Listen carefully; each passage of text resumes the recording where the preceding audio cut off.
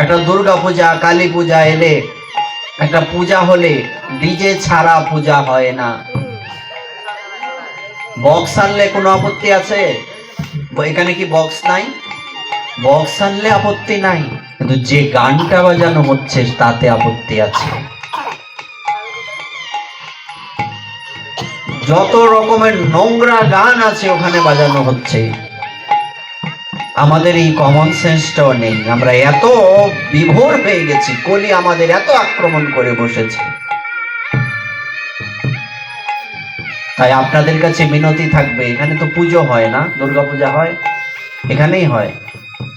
আপনাদের কাছে যারা এখানে মন্দিরের কমিটি আছেন, সবার কাছে, সবার চরণে হাত রেখে করজোরে মিনতি করছি, আপনারা নিজেদের ধর্মটাকে মানুষের কাছে হাসির পাত্র, হাসির বানাবেন না, নিজেরা হাসির পাত্র হবেন না।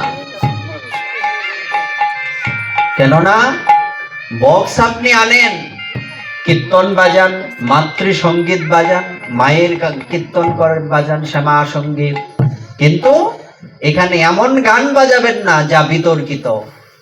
আপনি আপনার ক্ষতি করছেন, আপনার সমাজের ক্ষতি করছেন, সর্বোপরি ধর্মের এবং ভগবানকে গালি খাওয়াচ্ছেন। নিজেরা ধর্মকর্ম করবেন না, আবার ভগবানকে গালি খাওয়াবেন, মা বাবাকে গালি খাওয়াবেন, এটা তো আমাদেরকে পশুর সাথে তুলনা করলে পশুকে অপমান করা হবে। আমরা পশুর থেকে অদম হয়ে গেছি।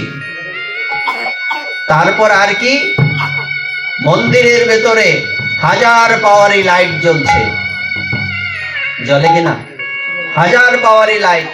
একটা লাইট, মোবাইলের লাইট যদি কারো চোখে ধরি, সে আমাকে বেয়াদব বলবে, হ্যাঁ নেই? ছেলেমেয়েরা যদি লাইট দিয়ে খেলতে খেলতে কারো চোখে একটা লাইট পড়ে, তাহলে কি অনেক কিছু হয় না? মা বাবাকে সহ গালি দেয় কিনা?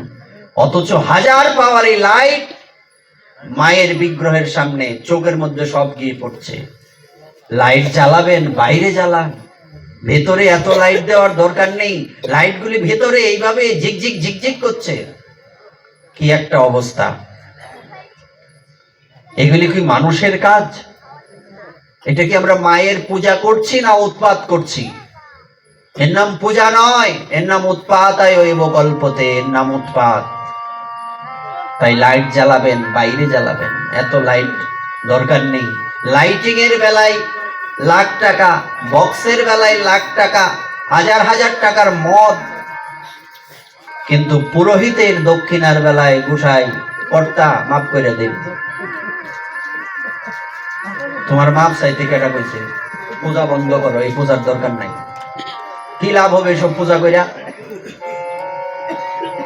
বাইরে এত আয়োজন, মাল লেগে 200 টিক্কা শাড়ি, আগেই গিয়া বলি দোকানে, কর্তাই তো নিব, কম দামি জিনিস দেব। কর্তারে দিতাছি না মারে দিতাছি? কারে দিয়ে ওই অনুষ্ঠানে পূজার মধ্যে দ্রব্যগুলি কাকে নিবেদন করা হয়? মাকে দেওয়া হয় কিনা? আগেই চিন্তা করি, নিব তো কর্তা, ওই তো ফালায় তোর পূজা।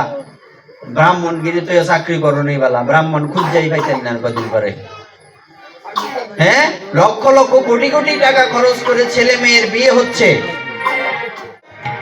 যে ব্রাহ্মণটা পরিণয় ঘটিয়ে দিলেন, বিয়ে করিয়ে দিলেন, সেই ব্রাহ্মণের হাতে দক্ষিণা নেই।